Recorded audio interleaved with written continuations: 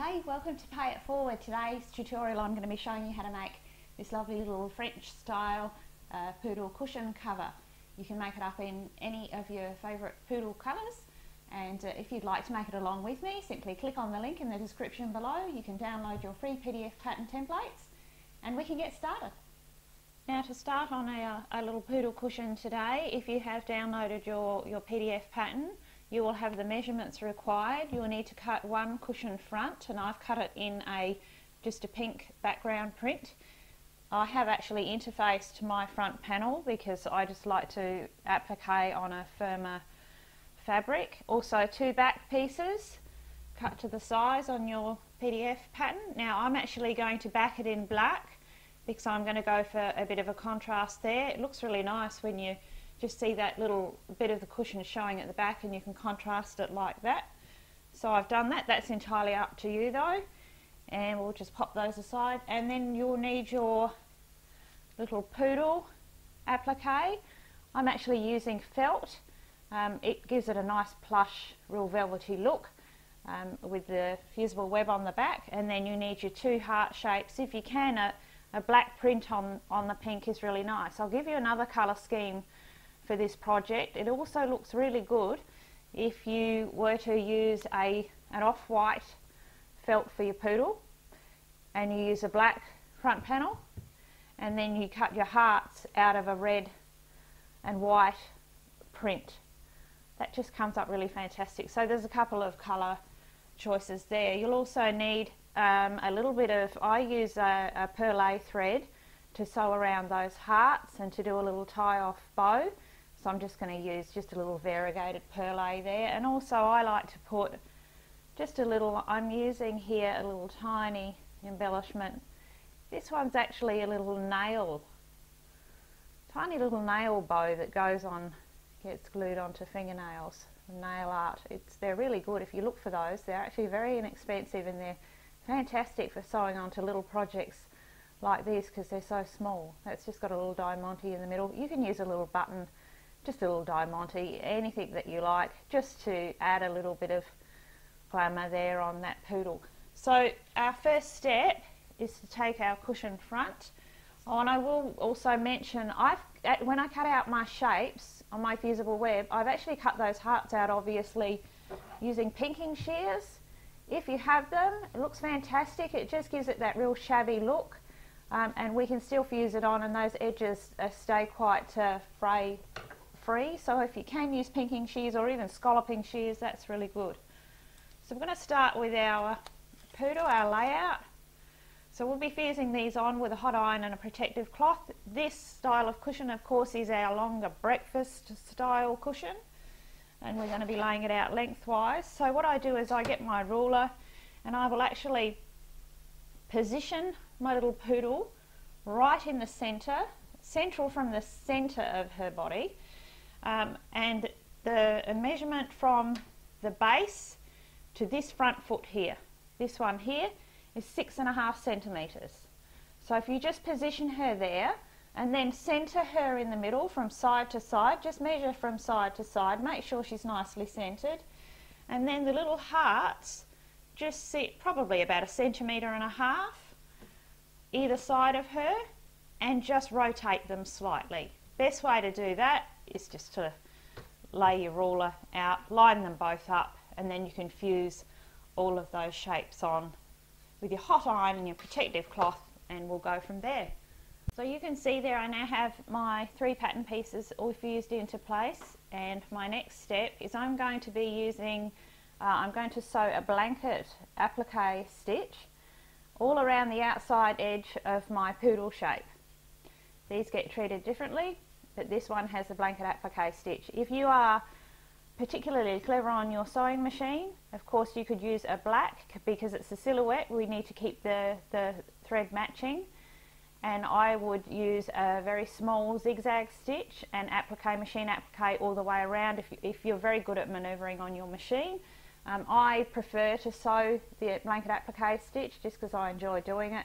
If you're not familiar with that stitch, just have a look on my other channel, Lisa Pay, and you'll see that I have a very up close video on how to sew the blanket applique or buttonhole stitch, and that will show you how to do it there. So I'm going to go ahead using my extra strong upholstery thread. I just find that really easy to work with, and I will work that entire outside shape.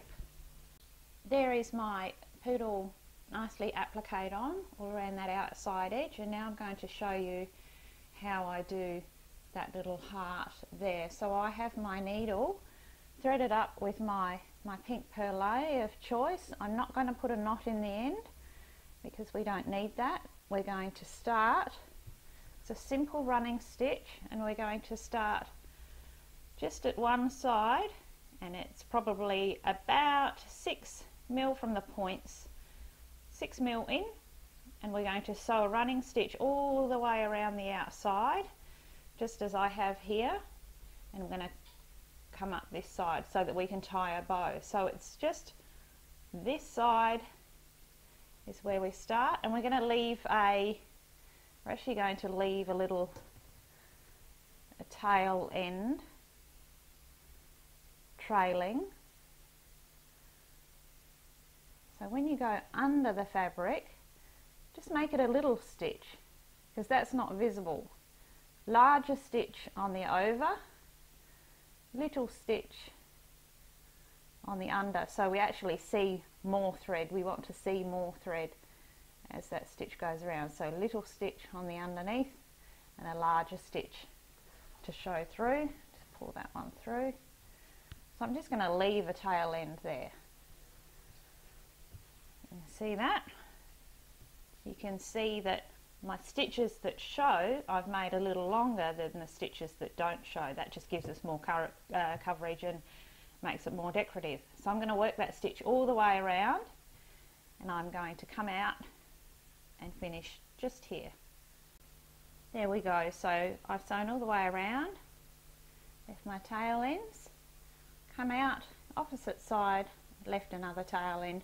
So you can see now I'm just going to tie a little bow, make it the right size, just put a knot in the little ends here, see, like I have on that one, 2 little knots, cut them off, position your bow really nicely, get it sitting the way you want it to. I haven't actually pressed this one yet, and then make a couple of stitches from behind over the knot of your little bow, and that will hold it permanently.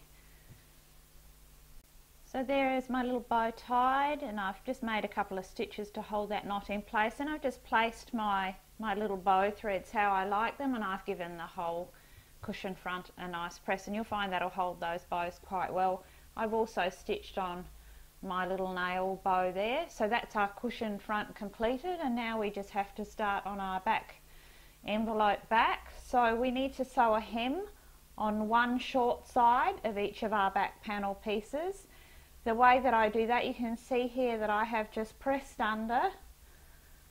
I have pressed under 1 centimetre of that short edge, and then pressed under another centimetre.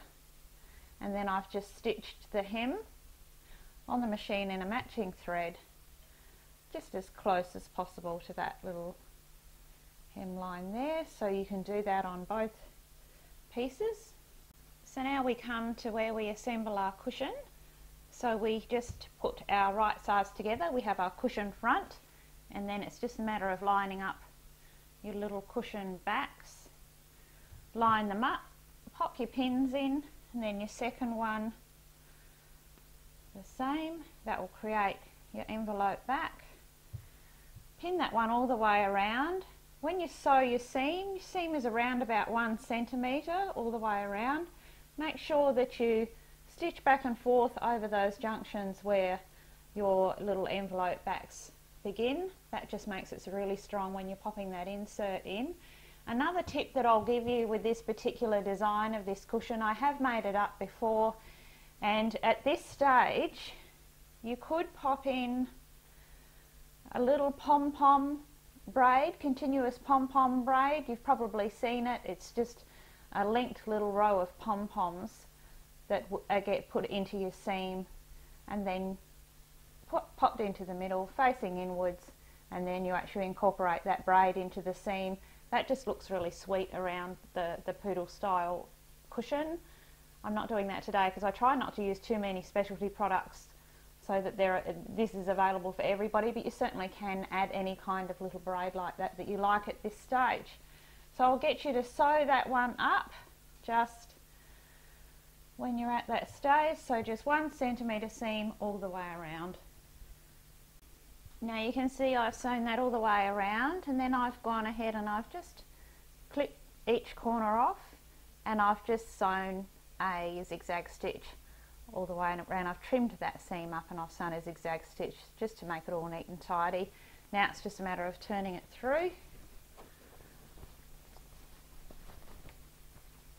and we'll just make sure that we push out all those corners.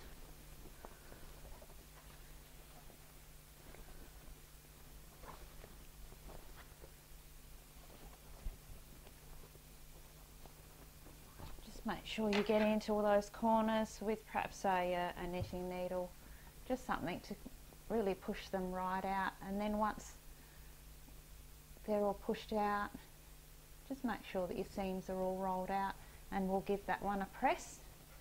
So there we go, your cushion all finished. I've popped an insert in there which is a 12 by 20 inch insert. Do check your cushion insert sizes, but that one seems to fit quite well. You can see that black contrast looks really good with the pink. So make sure that you give it a go in some of the other colours, and of course the people who have apricot poodles and chocolate poodles, you could also make them up in a colour combination to suit those as well. Chocolate poodles would certainly look wonderful in all those lovely coffee latte colours, so mix it up and have a good time with it. Well, I hope you've enjoyed making this little one with me today. I think I might actually keep this one for myself for once. If you have enjoyed this video, perhaps you could give me a thumbs up, that would be beaut. Remember to subscribe so you don't miss any of the upcoming projects we're going to be doing. Most of all, as always, remember to pay it forward, because everybody can. And until I see you on our next project together, it's hooroo from me.